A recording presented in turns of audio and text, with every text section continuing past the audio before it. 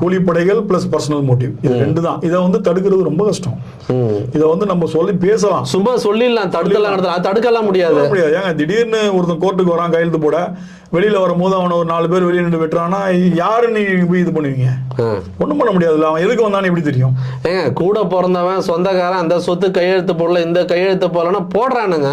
ஆமா, அது இதை வந்து என்னத்த பண்றது? ஒண்ணும் பண்ண முடியாது. இது வந்து இதெல்லாம் வந்து பேசிக்கலாம், சட்ட ஒழுங்கு சரியில்லைன்னு பேசலாம். ஆனா சட்ட ஒழுங்கு இறுக்கமா இருக்கணும், கொஞ்சம் இன்னும் கொஞ்சம் டைட் பண்ணலாம். இன்னும் கொஞ்சம் டைட் பண்ணா ரிசல்ட் நல்லபடியா இருக்கும். போலீஸ் 2 பேரும் சுட்டோனையும் ஹியூமன் கைஸ்ல கேஸ போட்டுருவாங்க.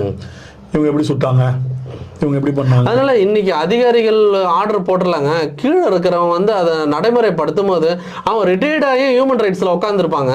இன்னைக்கு வந்து அதை யோசிப்பான்ல அவன். இப்போ நல்ல நல்ல போலீஸ் ஆபீசர்ஸ் இப்ப இருக்காங்க. ஒரு குறிப்பிட்டு சொல்லணும்னா ஒரு வட சென்னையில ஒரு எஸ்ஐ